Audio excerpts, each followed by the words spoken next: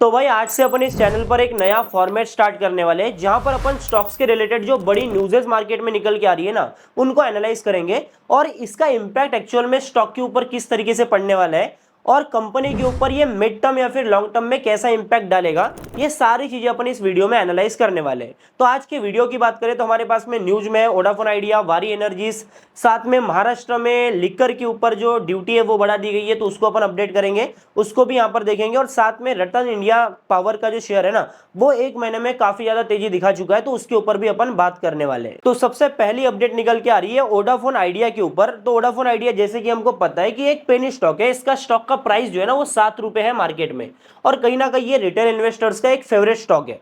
पहली बात यहाँ पर अपडेट ये है कि ये बेंगलुरु में अपना 5G नेटवर्क स्टार्ट करने वाले हैं, मतलब ये आज से लॉन्च भी कर दिया 11 तारीख से, ठीक है।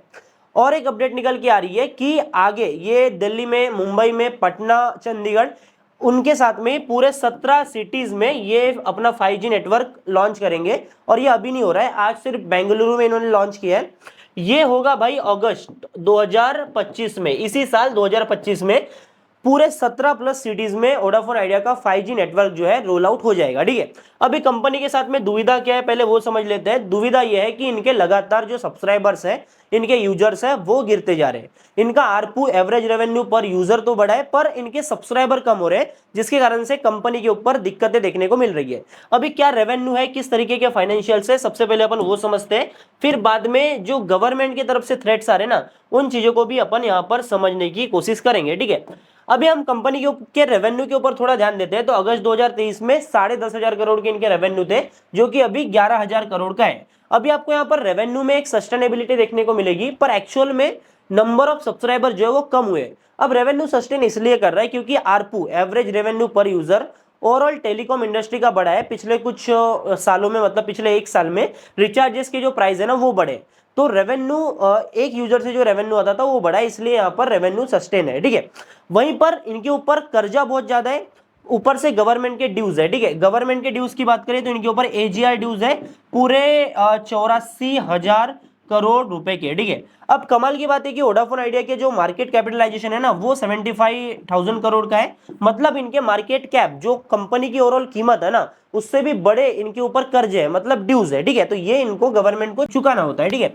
अभी रिसेंटली क्या हुआ था, इन्होंने गवर्नमेंट से डिमांड करा था कि भाई हमको माफ कर दो, अपन इतना नहीं दे पाएंगे, कुछ ना कुछ वेव आप यहाँ पर टाइप का कुछ कर दो या फिर इक्विटी दे दो।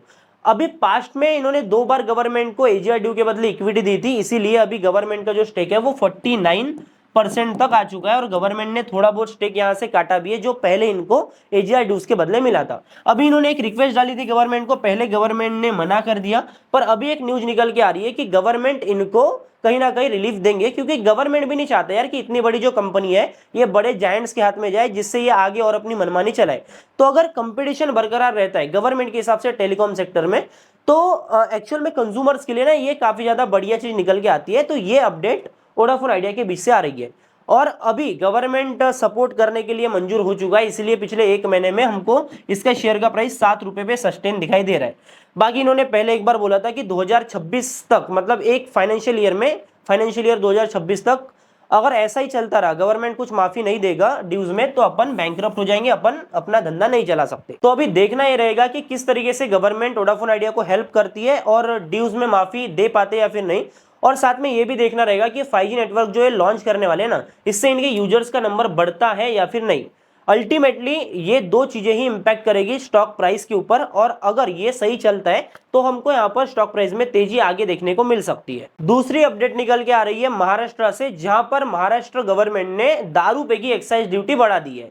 अभी पहले क्या होता था वो मैं आपको बताता हूँ, ये 3 गुना एक्साइज ड्यूटी लगती थी ओवरऑल मैन्युफैक्चरिंग कॉस्ट के ऊपर, मतलब दारू बनाने में पैसा लग रहा है समझो 100 रुपए का, तो यहाँ पर 300 रुपए जो है वो गवर्नमेंट को सीधा जाते थे, ठीक है।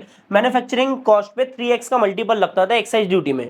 अभी ऐसा बिल्कुल नहीं है कि ये कोई स्टैंडर्ड है गवर्नमेंट के, इस तरीके से ये चार्ज करते हैं, ऐसा कुछ नहीं है।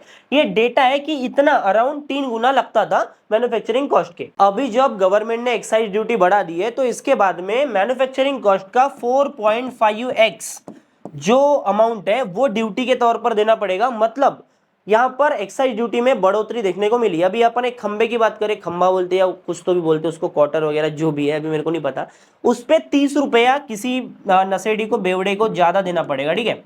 तो इस तरीके का चीज है। अभी मार्केट इंटरप्रेट कर रहा है, मार्केट एस्टिमेशन लगा रहा है कि भाई ये 30 रुपये उसको ज्यादा देना पड़ेगा, तो कहीं दारू पीना ना छोड़ दे, इसलिए यहाँ पर यूनाइटेड स्पिरिट का जो शेयर है उसमें हमको गिरावट देखने को मिली है।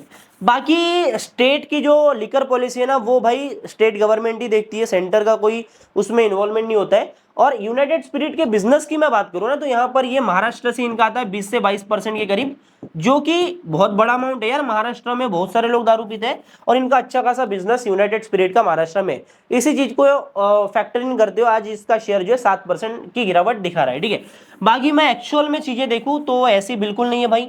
ऐसा तो नहीं कि बहुत बड़ा ड्यू इनको देना पड़ेगा, बहुत बड़ा ड्यूटी इनको पे करना पड़ेगा, ऐसा बिल्कुल नहीं है। और मार्केट फ्यूचर को डिस्काउंट करता है, पर साथ में मार्केट एक और चीज करता है जो है भाई एग्जाजरेटेड रिजल्ट दिखाना। मतलब वो होता है ना यार कि थोड़ा सा नेगेटिव न्यूज आ गया तो उस पर ज्यादा रिएक्ट करने का, भले ही बाद में रिकवर हो जाए पर रिएक्ट ज्यादा करता है। तो एक्चुअल में ये भाई 7% गिरना नहीं बनता है स्टॉक का, तो आगे इसमें रिकवरी हमको होपफुली देखने को मिलेगी। इतना बड़ा नुकसान कंपनी को होने वाला नहीं है। तो भाई ट्रंप और वारी एनर्जीज के बीच में पिछले कुछ दिनों में हमको बहुत बड़ा लड़ाई देखने को मिला था, इनडायरेक्ट लड़ाई।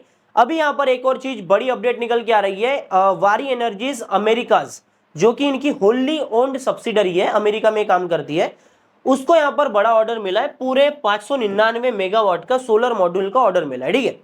अभी एक्चुअल में हो क्या रहता है, ये न्यूज आने से ना एक बड़ा पॉजिटिव सिग्नल कंपनी के लिए जा रहा है कि जो आगे थ्रेट्स हमको देखने को मिल रहे थे, पहले बोला जा रहा था कि भाई यहाँ पर कुछ सब्सिडीज का चक्कर है जो हटने वाला था और वो हटाया गया है, पर एक्चुअल में जो सोलर की डिमांड है ना, वो उतने हद तक हमको कम होती हुई नहीं दिखी है। ऑर्डर आ रहे हैं, मतलब डिमांड सस्टेन है, ठीक है।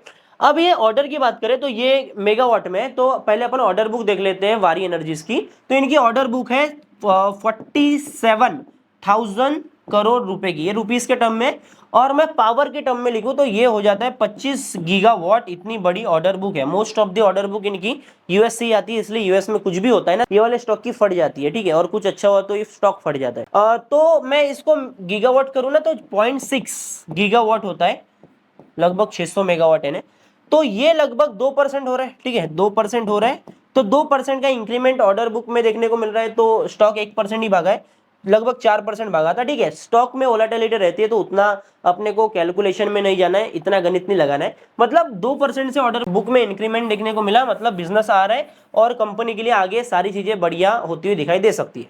बाकी मेरे तरफ से बाइंग सेलिंग का कुछ रिकमेंडेशन बिल्कुल नहीं भाई, मैं इसमें ओन करता हूं, मेरे पास में शेयर है पोर्टफोलियो में, बस मैं इतना बताना चाहूंगा, आगे ज्यादा कुछ मैं बोलूंगा नहीं। अगली अपडेट निकल के आ रही है इंडिया के टेलीकॉम सेक्टर से, जहां पर एक धमाका हो रहा है। मतलब लगभग 2 रुपए का स्टॉक, पौने 2 रुपए का स्टॉक आज एक ही दिन में 20% का सर्किट लगा रहे हैं।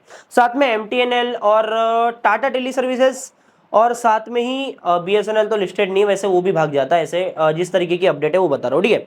तो ये सारे स्टॉक्स आज मार्केट में हमको अच्छा खासा रैली करते हुए दिखे। इसके पीछे का रीजन ये है कि गवर्नमेंट ने बोला है, जो सेंटर होता है ना, उसने बोला है स्टेट को, ठीक है, स्टेट गवर्नमेंट को बोला है कि भाई ये देखो, पहले मैं एक चीज क्लियर करना चाहूंगा, स्टेट गवर्नमेंट जो है ना नेटवर्क यूज करती है बीएसएनएल, एनएल एंड एमटीएनएल, यही नेटवर्क यूज करती है स्टेट ऑलरेडी। मेरे पास उतना डेटा नहीं है, पर ये कहीं ना कहीं जियो का या फिर एयरटेल का भी यूज करते होंगे, मेरे को इतना पता नहीं है। पर एक्चुअली सेंटर ने स्टेट्स को बोला है कि भाई आपको बीएसएनएल और एमटीएनएल का ही नेटवर्क प्रीफर करना है, क्योंकि नेशनल सिक्योरिटी का कंसर्न है। मतलब लीकेज वीकेज कर सकता है कोई प्राइवेट टेलीकॉम सर्विस प्रोवाइडर, तो इससे बचने के लिए अपने को दो ही चीजें यूज करना है, बीएसएनएल और एमटीएनएल। अब बात यह है कि भाई बीएसएनएल की बात करें तो इनके काफी सारे टावर्स को मैनेज करता है जीटीएल इंफ्रास्ट्रक्चर, लग गई आग स्टॉक में, इस तरीके से स्टॉक भागता हुआ दिखा। साथ में एमटीएनएल भी मार्केट में लिस्टेड है तो ये भी भागता हुआ दिखा। साथ में टाटा टेली सर्विसेज का भी बिजनेस एक दूसरे के साथ में लिंक्ड है, इनका B2B बिजनेस काफी ज्यादा चलता है। इस चक्कर में सारे स्टॉक जो है ना, जो गवर्नमेंट टेलीकॉम सर्विस से जुड़े हुए थे, वो सारे आज हमको मार्केट में रैली करते हुए दिखे। साथ में एक और स्टॉक है जो मार्केट में जिसका बहुत ज्यादा हवा बना हुआ है और रिटेल इन्वेस्टर्स काफी ज्यादा उसके पीछे पड़े हुए हैं, वो है रतन इंडिया पावर। अभी देखो, किसी भी स्टॉक में बिना न्यूज के चलते अगर बहुत बड़ा वॉल्यूम आ जाता है ना, तो वहां पर हो सकता है कि भाई मैनिपुलेशन होगी, ठीक है। मैं ये नहीं बोल रहा हूँ कि भाई रतन इंडिया में मैनिपुलेशन है, मेरे को कोई लेन देन नहीं है, तुम कुछ भी करो भाई, ठीक है। पर यहाँ पर सेबी ने पूछा कि भाई इतना बड़ा वॉल्यूम क्यों आ रहा है, तो कंपनी की तरफ से आया कि भाई हम इस वॉल्यूम से अवेयर बिल्कुल नहीं है और हो सकता है कि ये जनरल जो ट्रेडिंग होता है ना उस तरीके से हो और ये नेचुरली वॉल्यूम कंपनी में आया हो, इस तरीके का क्लैरिफिकेशन दिया है। बाकी मैं स्टॉक की बात करूं तो एक महीने में 40% भागा है और इस ये भागने के पीछे 40% भागने के पीछे कोई रीजन है नहीं जो कि मैं आपको बता पाऊँ। बाकी आई होप आपको सारी की सारी मार्केट अपडेट्स बढ़िया लगी होंगी। कोई डाउट है तो आप कमेंट में आके पूछ सकते हो। बाकी वीडियो को लाइक नहीं किया तो वीडियो को लाइक कर लो और सब्सक्राइब करके बेल आइकन को ऑल पे सेट कर देना ताकि आप रोज मार्केट की अपडेट लेते रहो और मार्केट से पूरा अपडेटेड रहो, जिससे कि आप अच्छा खासा पैसा मार्केट से बना पाओ। मिलता हूं आपसे नए वीडियो में। Bye bye, tata, see you in the next video, bye.